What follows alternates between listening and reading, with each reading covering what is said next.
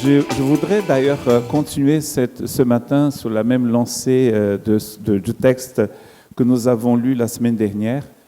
Pour ceux qui sont à la maison, nous sommes dans le chapitre 12 de l'Épître aux Hébreux. Et si vous voulez, vous pouvez toujours, vous que nous entendez en ce moment, vous pouvez écouter le message de la semaine dernière sur notre chaîne YouTube. Donc je voudrais relire les versets 1 à 2 aussi, et après 3 et 4. Nous donc aussi, puisque nous sommes environnés d'une si grande nuée de témoins, rejetons tout fardeau et le péché que nous enveloppe si facilement, et courons avec persévérance dans la carrière que nous est ouverte. Ayons les regards sur Jésus qui suscite la foi et l'amène à la perfection. En échange de la joie qui lui était réservée, il a souffert la croix, méprisé l'ignominie et s'est assis à la droite du trône de Dieu. Considérez, en effet, celui qui a supporté contre sa personne une telle opposition de la part des pécheurs, afin que vous ne vous lassiez point l'âme découragée. Vous n'avez pas encore résisté jusqu'au sang en luttant contre le péché. Et je voudrais donc souligner le verset 4. Vous n'avez pas encore résisté jusqu'au sang en luttant contre le péché. Voilà, donc la semaine dernière, nous avons donc parlé de l'importance de persévérer dans la carrière chrétienne. Je vous rappelle que le mot persévérer ici est essentiel et très important. D'ailleurs, il y a Jésus qui persévère et nous aussi, nous sommes encouragés à persévérer. Nous avons parlé donc de la course et le mot persévérance ici, c'est le mot endurance. Et d'ailleurs, c'est Paul lui-même qui utilise le mot de la course ici, qui parle de la course et aussi d'un combat. Donc, il parle du sport, des sports qui étaient connus à son époque, donc la course, mais aussi les combats, les luttes gréco-romaines. Et pour ces deux choses, pour ces deux pratiques olympiques même, l'endurance était très importante. Et on n'a pas d'endurance s'il n'y a pas d'entraînement, n'est-ce pas ? Nous sommes en bonne santé quand on prend soin de notre corps, quand on mange comme il faut. Ici, nous sommes dans tout cela. Je vous rappelle que nous sommes au chapitre 12. Donc, entre ce chapitre 12, il y a des enseignements incroyables qui vont aider ces chrétiens à persévérer. Le cadre ici, c'est la persécution des chrétiens, et notamment des chrétiens d'origine juive ou hébraïque. Et voilà pourquoi on appelle cette lettre la lettre aux Hébreux. Donc, ce sont des chrétiens qui sont persécutés et dans la persécution, ils vont on le sait parce qu'on voit dans la lettre, il va y avoir un retour à la religion, à leur religion, à la religion de leurs ancêtres. Car si nous sommes persécutés autant que chrétiens, mais nous sommes moins persécutés si nous continuons à pratiquer ce que nous pratiquions avant, donc il va y avoir un retour en arrière. Mais nous avons vu la semaine dernière que quand on commence à courir, quand on met la main à la charrue, nous ne pouvons pas regarder en arrière. Celui qui regarde en arrière, dit Jésus, n'est pas digne de moi. C'est une très mauvaise chose de regarder en arrière. Et maintenant, pour nous encourager, parce que regardez qu'ils sont persécutés, mais c'est comme si l'écrivain disait, l'auteur de la lettre disait, oui, c'est vrai que c'est dur, mais vous n'avez pas encore versé votre sang dans votre combat contre le péché. Quand il parle de verser le sang ici, il est en train de penser au Christ, parce qu'il avait dit au verset 3, considérez Jésus.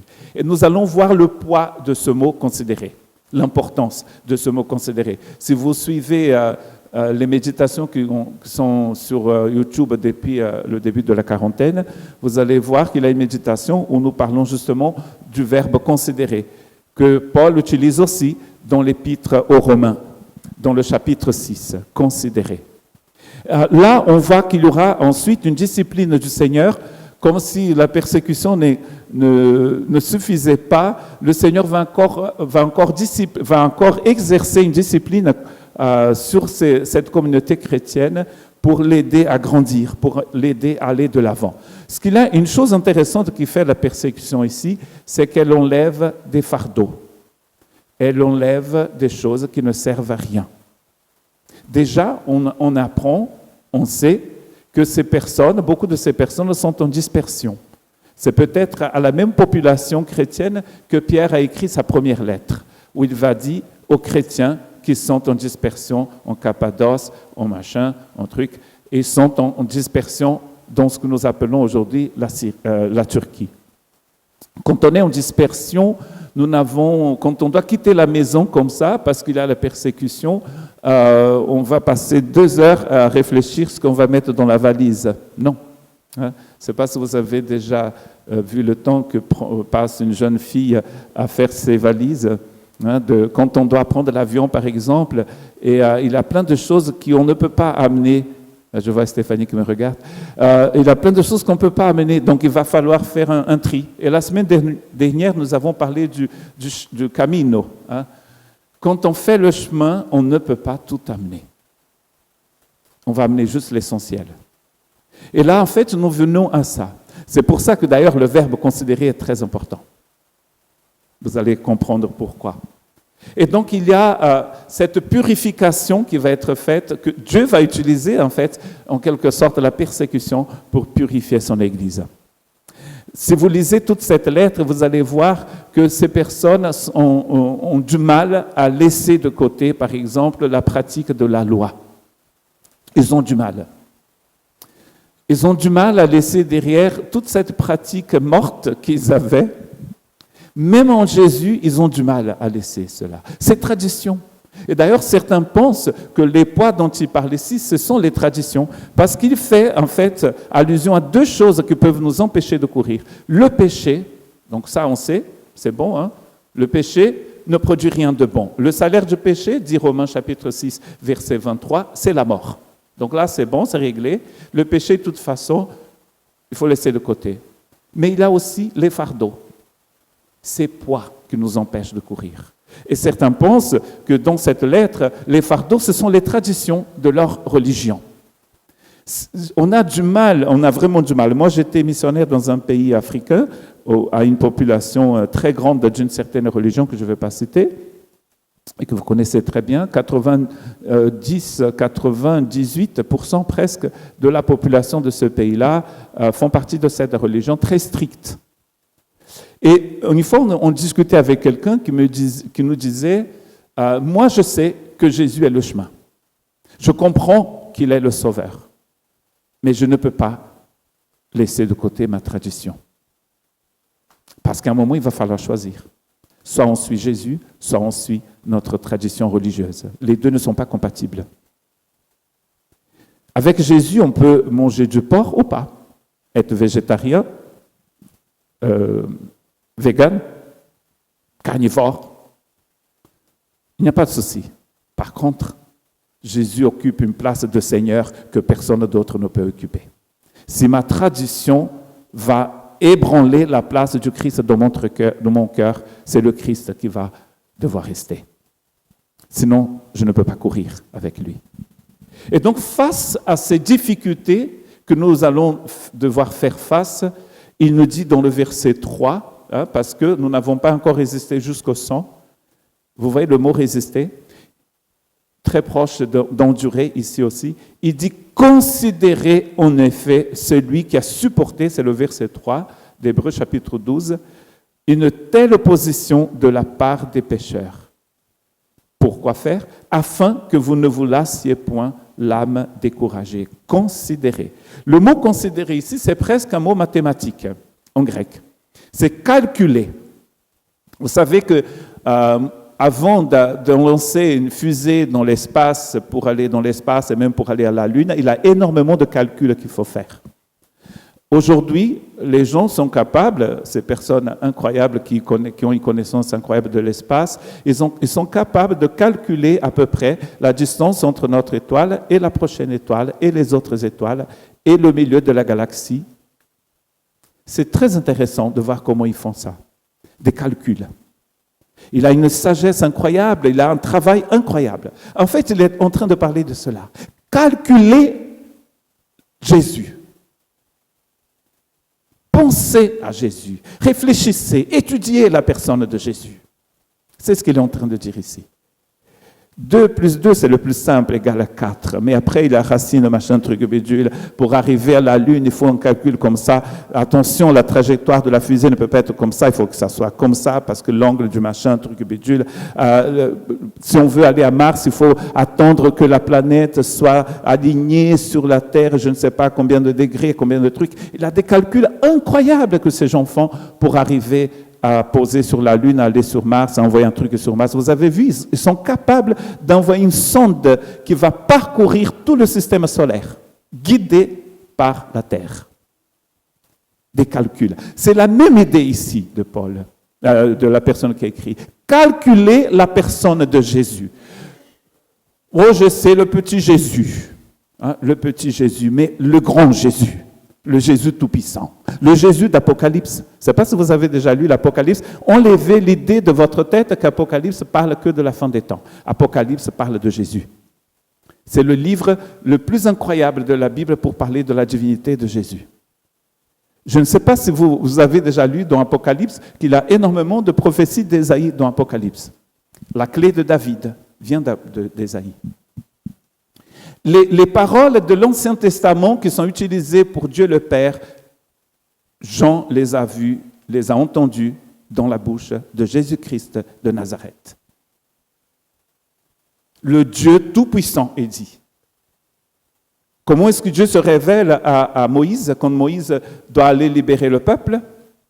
Moïse veut savoir comment tu t'appelles, parce que tous les dieux ont un nom. Osis, Orisis, Ra. Tous ces dieux d'Égypte ont un nom. Et toi, comment tu t'appelles? Et Dieu dit, je suis celui qui suis. C'est la même chose qu'on va dire de Jésus dans l'Apocalypse. Celui qui était, qui est, celui qui viendra, le Tout-Puissant. C'est-à-dire celui qui est toujours. Même hier, Jésus est. Demain, Jésus est. Il est le seul être, Dieu est la seule personne qui peut être ici avec nous, aujourd'hui avec Abraham, demain avec les gens qui vont venir après nous.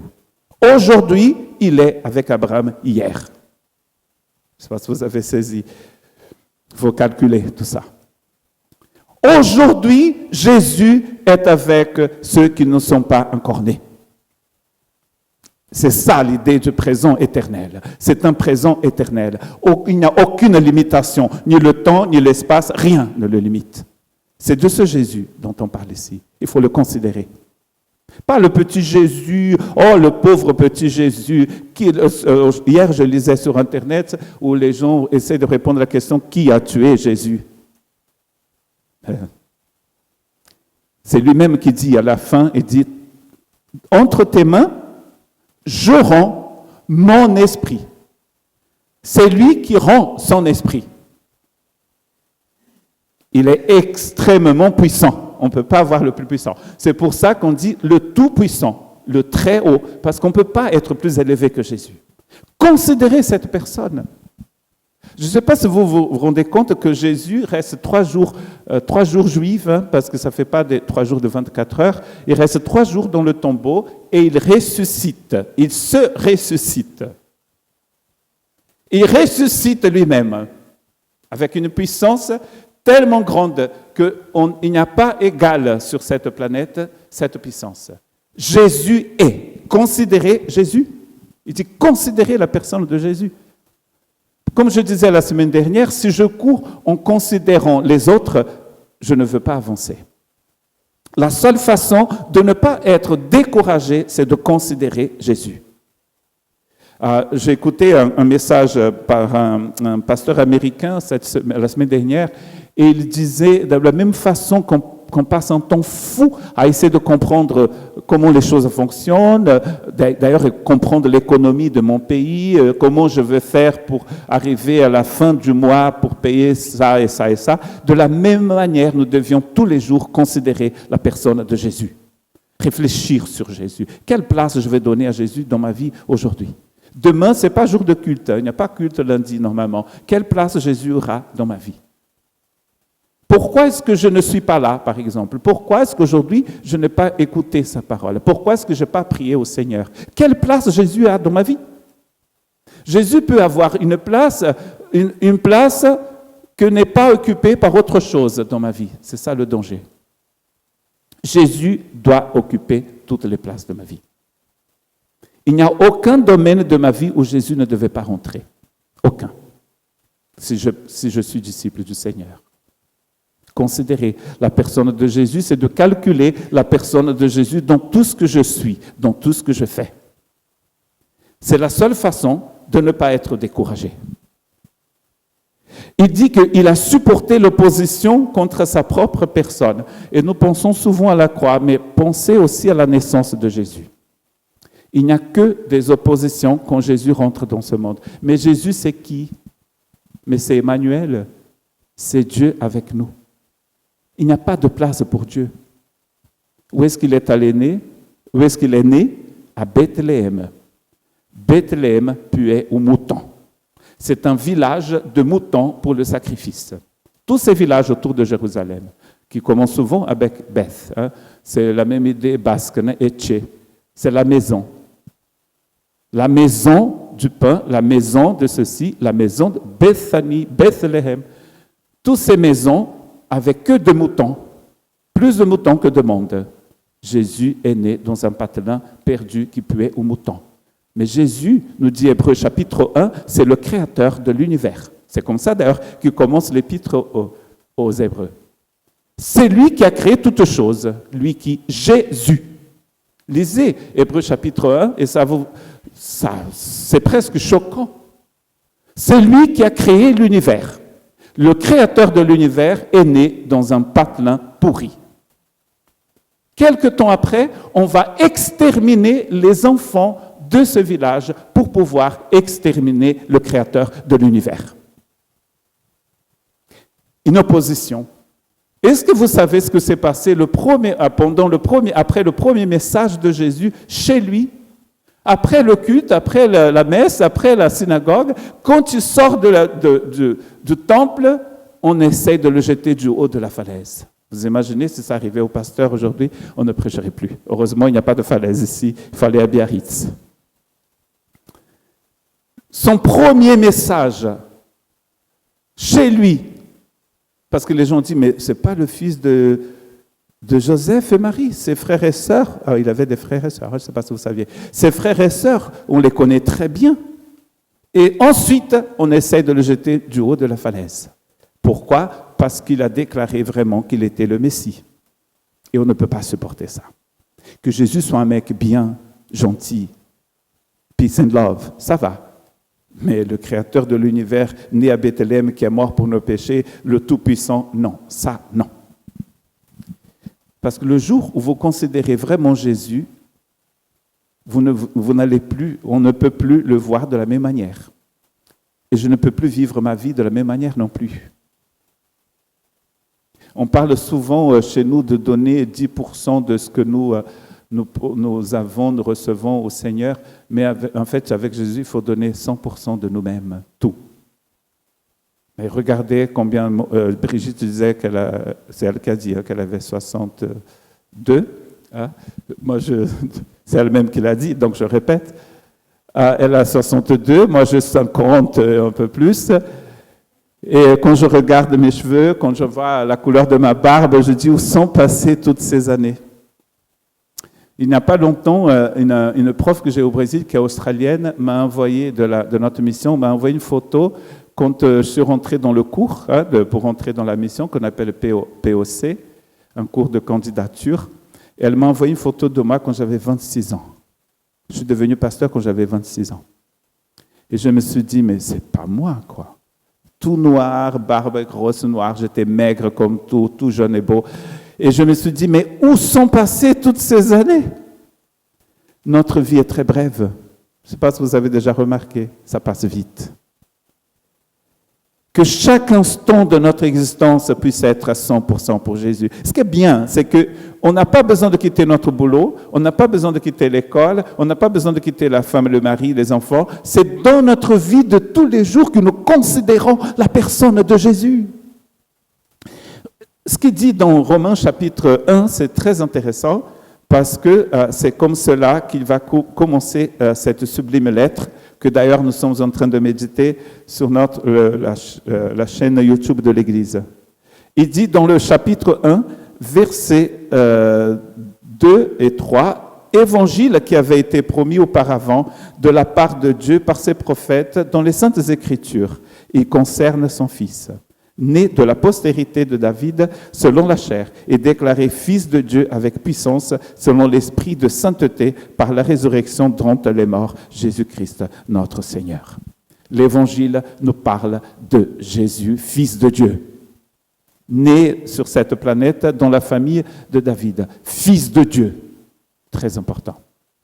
L'Évangile nous parle de quoi? De Jésus.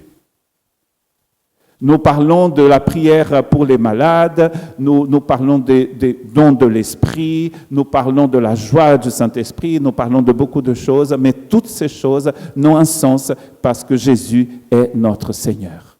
C'est la personne de Jésus qui est centrale dans l'Évangile. L'Évangile parle de Jésus. Qu'est-ce qu'on essaie de faire quand on veut combattre l'Évangile? Mais on combat la personne de Jésus. Vous allez voir ça dans toutes les hérésies qui sont présentes dans le Nouveau Testament et de celles qui sont venues après. La première chose qu'ils vont faire, c'est d'attaquer la personne de Jésus. L'épître de Paul aux Colossiens a été écrite parce qu'on avait dilué dans la croyance, bien sûr, on ne peut pas diluer Jésus, ils ont dilué la pensée sur la personne de Jésus. Oh, c'est vrai, il est pas comme nous, mais c'est un peu entre nous et un ange. Vous voyez? Acheter un Saint-Émile, enfin moi je dis n'importe quoi, mais c'était un grand vin. Herman n'est pas là ce matin. La semaine dernière, on a parlé justement de vin. Acheter un super bon vin et rajouter 1 litre d'eau. Est-ce qu'à la fin, vous aurez toujours le grand cru?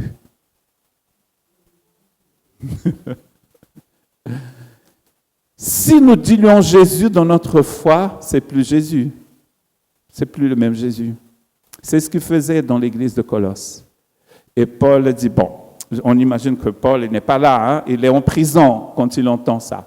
Donc il commence, on sent un genre de colère évangélique sainte qui commence à monter. Il est enchaîné dans une prison. Il dit, non mais il faut dire quelque chose. Il a dit, en lui habite toute la plénitude de la divinité. Et après il dit, vous avez tout pleinement en Jésus. Tout pleinement en Jésus. Vous savez pourquoi ils ont dilué la personne de Jésus dans leur église? C'est parce qu'ils voulaient faire que à leur tête. Si Jésus reste assis sur le trône, souverain, puissant, pour toujours, il a des choses que je ne peux pas faire. Mais moi, j'ai envie de faire des bêtises, donc je dilue la personne de Jésus dans ma croyance. On ne peut pas faire ça. Parce qu'il restera toujours le grand cru éternel. On ne peut pas diluer le Seigneur. Donc, comment pouvons-nous être encouragés dans notre vie chrétienne? Il faut regarder Jésus tel qu'il est.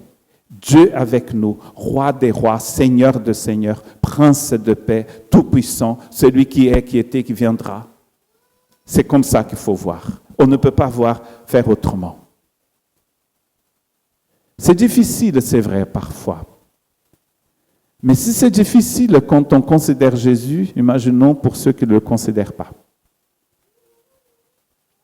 Parce que déjà, les gens vivent dans la mort ici sans se rendre compte.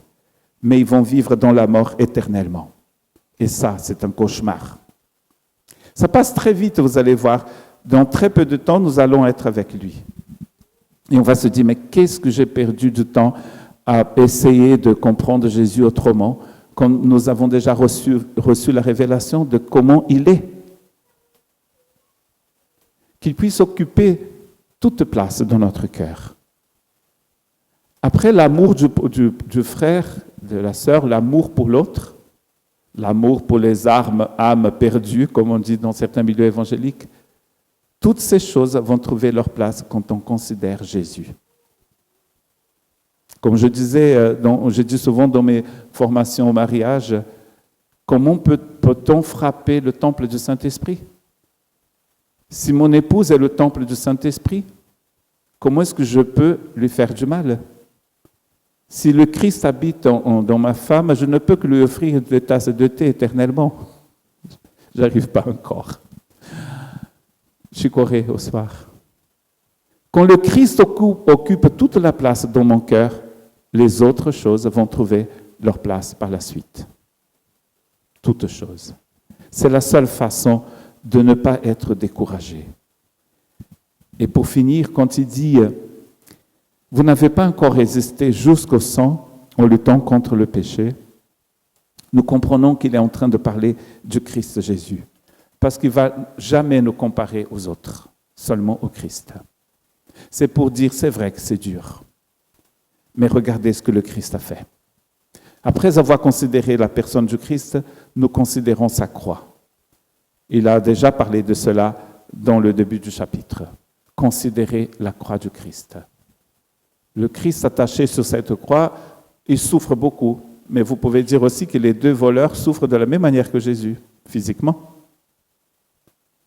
Apparemment, quand les Romains, en 70 de notre époque, quand ils ont détruit Jérusalem, ils ont crucifié 4000 Juifs autour de la ville.